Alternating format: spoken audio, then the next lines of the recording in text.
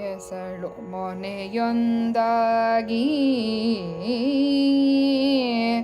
ತಾವರೆ ಮುಸುಕುತ್ತಿದೆ, ನೈದಿಲೆಯ ನೆತ್ತಿಯ ಬೆಸುಗೆ ಬಿಡುತ್ತಿದೆ, ಚಕ್ಕವಕ್ಕಿಯ ತೆಕ್ಕೆ ಸಡಿಲುತ್ತಿದೆ,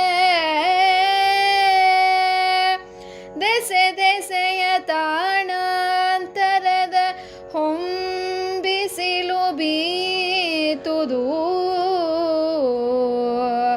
ಜೀಯ ಭಿನ್ನಃ ವಸುಧೆ ತಂಪೇರಿತ್ತು, ಸಂಧ್ಯಾ ಸಮಯವಾಯ್ತೆಂದ.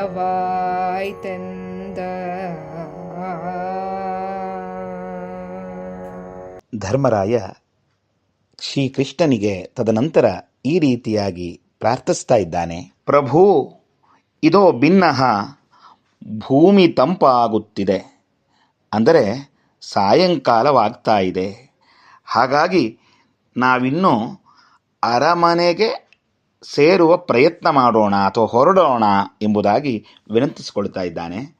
ಕೃಷ್ಣ ಅದಕ್ಕೆ ನಸು ನಗುತ್ತಾ ಹೊರಡಲಿಕ್ಕೆ ಸಿದ್ಧನಾಗ್ತಾ ಇದ್ದಾನಂತೆ. ಆ ಸಂದರ್ಭದಲ್ಲಿ ಧರ್ಮರಾಯ ಹೇಳಿದಂಥ ಮಾತುಗಳಿದೆಯಲ್ಲ, ಆ ಪ್ರಕೃತಿಯಲ್ಲಿ ಹೇಗೆಲ್ಲ ಬದಲಾವಣೆ ಆಯಿತು ಅನ್ನುವುದನ್ನು, ಅಂದರೆ ಪ್ರಕೃತಿಯ ಪರಿಭಾಷೆಯಲ್ಲಿ ಸಂಧ್ಯಾ ಸಮಯವನ್ನು ಕವಿ ಕುಮಾರವ್ಯಾಸ ಕಟ್ಟಿಕೊಟ್ಟಿರುವ ಬಗೆ ನಿಜವಾಗಿಯೂ ಕೂಡ ಅಮೋಘವಾದದ್ದು ಮತ್ತು ಮನೋಜ್ಞವಾದದ್ದು. ಕಾರಣ ಇಷ್ಟೇ, ಕರ್ನಾಟಕ ಭಾರತ ಕಥಾಮಂಜರಿಯ ಪ್ರಸ್ತುತ ಈ ಕಾವ್ಯದಲ್ಲಿ ಸಂಧ್ಯಾ ಸಮಯವನ್ನು ಕುಮಾರವ್ಯಾಸ ಕಟ್ಟಿಕೊಟ್ಟಿರುವ ಬಗೆ, ಅದನ್ನು ಧರ್ಮರಾಯ ಕೃಷ್ಣನಿಗೆ ಸಂಧ್ಯಾ ಸಮಯವಿದು ಎಂಬುದಾಗಿ ಪ್ರಕೃತಿಯ ವೈಶಿಷ್ಟ್ಯದ ಮೂಲಕ ತಿಳಿಸಿದ ಬಗೆ ಒಂದು ಅಪೂರ್ವವೆಂದೇ ಹೇಳಬಹುದು. ಅದನ್ನು ಈ ಪದ್ಯ ಎಳೆ ಎಳೆಯಾಗಿ ನಮಗೆ ಚಿತ್ರಿಸಿಕೊಡ್ತಾ ಇದೆ, ಹಲವು ಮಾಹಿತಿಗಳನ್ನು ನೀಡ್ತಾ ಇದೆ. ಪ್ರಾರಂಭದ ಆ ಮಾತುಗಳನ್ನೇ, ಕಾವ್ಯದ ಮಾತುಗಳನ್ನೇ ಗಮನಿಸೋಣ. ಎಸಳು ಮೊನೆಯೊಂದಾಗಿ ತಾವರೆ ಮುಸುಕುತ್ತಿದೆ ಎನ್ನುವ ಮಾತು. ಎಸಳು ಎಂದರೆ ಹೂವಿನ ದಳ, ಮೊನೆ ಎಂದರೆ ಹೂವಿನ ದಳದ ತುದಿ. ಹಾಗಾಗಿ ತಾವರೆಯ ಮೊನೆ ಮತ್ತು ಎಸಳುಗಳೆರಡು ಒಂದಾಗಿವೆ. ಅಂದರೆ ಸೂರ್ಯೋದಯದಲ್ಲಿ ತಾವರೆ ಅರಳುತ್ತದೆ, ಸೂರ್ಯಾಸ್ತಮದಲ್ಲಿ ತಾವರೆ ಮತ್ತೆ ತಾನು ತನ್ನ ಪೂರ್ವದ ಸ್ಥಿತಿಗೆ ಬರುತ್ತದೆ.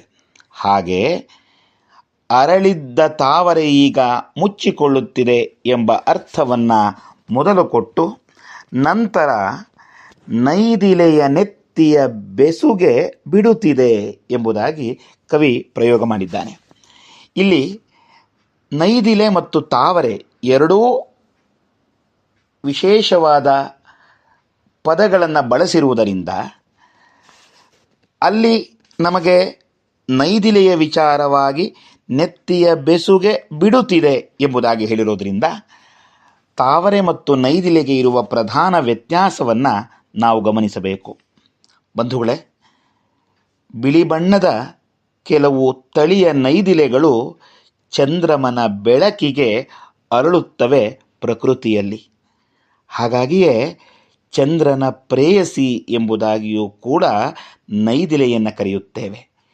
ಹೇಗೆ ಕಮಲ ಸೂರ್ಯನ ಬೆಳಕಿಗೆ ಅರಳುತ್ತದೆಯೋ, ನೈದಿಲೆ ಅದರಲ್ಲೂ ಕೂಡ ಕೆಲವು ಬಿಳಿ ಬಣ್ಣದ ತಳಿಯ ನೈದಿಲೆಗಳು ಚಂದ್ರಮನ ಬೆಳಕಿಗೆ ಅರಳುತ್ತವೆ. ಇದು ಪ್ರಕೃತಿಯಲ್ಲಿ ಸಹಜವಾಗಿ ಸುಂದರವಾಗಿ ನಡೆಯುವ ನಿತ್ಯ ನಿರಂತರ ಪ್ರಕ್ರಿಯೆ ಮತ್ತು ಸೊಬಗು. ಅನೇಕ ಬಾರಿ ನಾವು ತಾವರೆ, ನೈದಿಲೆ ಇವೆಲ್ಲವನ್ನು ಒಂದೇ ಎಂಬುದಾಗಿ ಭಾವಿಸ್ತೇವೆ. ಆದರೆ ಅವುಗಳಲ್ಲೂ ಕೂಡ ಕೆಲವು ವ್ಯತ್ಯಾಸವಿರುವುದನ್ನು ಕವಿ ಕುಮಾರವ್ಯಾಸ ಅತ್ಯಂತ ಪ್ರಜ್ಞಾಪೂರ್ವಕವಾಗಿ ಇಲ್ಲಿ ತಿಳಿ ಹೇಳಿದ್ದಾನೆ. ಅಷ್ಟೇ ಅಲ್ಲ, ಮುಂದೆ ಹೇಳುವ ಮಾತಿದೆಯಲ್ಲ, ಜಕ್ಕವಕ್ಕಿಯ ತೆಕ್ಕೆ ಸಡಿಲುತ್ತಿದೆ. ಎಂಥ ಮಾತದು! ಜಕ್ಕವಕ್ಕಿ ಅಂದರೆ ಚಕ್ರವಾಕ ಪಕ್ಷಿ. ಇದನ್ನು ಎಣೆವಕ್ಕಿ ಎಂಬುದಾಗಿಯೂ ಕೂಡ ನಾವು ಕರೀತೇವೆ. ಪ್ರೇಮ ಹಾಗೂ ಶಾಪದ ಕಥೆ ಬಹಳ ಪ್ರಸಿದ್ಧವಾಗಿದೆ ಈ ಚಕ್ರವಾಕ ಪಕ್ಷಿಗೆ. ಪುರಾಣಗಳಲ್ಲಿ ಮತ್ತು ಪ್ರಸಿದ್ಧ ಕಾವ್ಯಗಳಲ್ಲಿ ವಿರಹ ಪ್ರಸಂಗಗಳಲ್ಲಿ ಇದರ ಉಲ್ಲೇಖವನ್ನು ನಾವು ಕಾಣ್ತೇವೆ. ವಿಶೇಷ ಏನಪ್ಪ ಅಂದರೆ, ಸೂರ್ಯಾಸ್ತದ ಸಮಯದಲ್ಲಿ ಈ ಪಕ್ಷಿಗಳು ಪರಸ್ಪರ ಅಗಲಿಕೆಗೆ ಒಳಗಾಗುತ್ತವೆ. ಬಹಳವಾಗಿ ಜೋರಾಗಿ ರೋದನವನ್ನು ಮಾಡ್ತವೆ. ಅದು ಕರುಣಾಜನಕವಾದಂಥ ಸ್ಥಿತಿಯನ್ನು ಕೊಡುವಂಥದ್ದು. ಅಂದರೆ ಸಂಧ್ಯಾಕಾಲವಾಯಿತು, ಸಂಜೆಯ ಕಾಲವಾಯಿತು ಅಂತಂದರೆ ಅದು ಪರಸ್ಪರ ದೂರವಾಗ್ತವೆ. ಹಾಗಾಗಿ ಇದು ಸಂಧ್ಯಾ ಸಮಯ, ಅಂದರೆ ಸಂಜೆಯ ಈ ಸಮಯ ಎಂಬುದನ್ನು ಹೇಳಲಿಕ್ಕೆ ಕವಿ ಬಳಸಿದ ಮತ್ತೊಂದು ಪದ ಸಮೂಹ ಅಂದರೆ ಜಕ್ಕವಕ್ಕಿಯ ತೆಕ್ಕೆ ಸಡಿಲುತ್ತಿದೆ, ದೆಸೆ ದೆಸೆಯ ತಾಣಾಂತರದ ಹೊಂಬಿಸಿಲು ಬೀತುದು, ಜಿಯ ಭಿನ್ನಹ ವಸುದೆ ತಂಪೇರಿತ್ತು ಸಂಧ್ಯಾ ಸಮಯವಾಯಿತೆಂದ ಅನ್ನುವಂಥ ಮಾತು ಬಹಳ ಅರ್ಥಪೂರ್ಣವಾಗಿದೆ ಮತ್ತು ಧ್ವನಿಪೂರ್ಣವಾಗಿದೆ.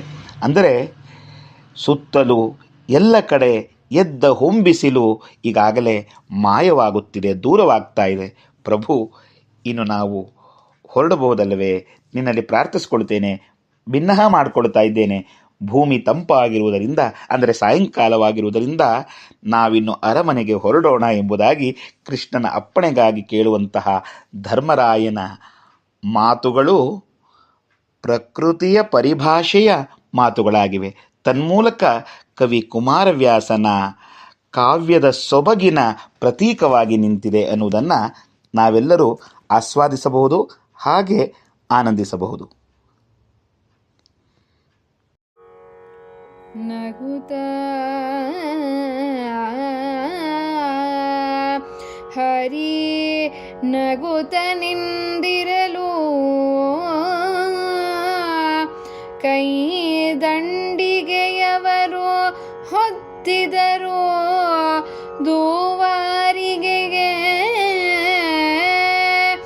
ವಿಜಯಂಗೈದನು ಉಘೆ ಉಘೆ ಎಂದುದು ಸುರಸ್ತೋಮ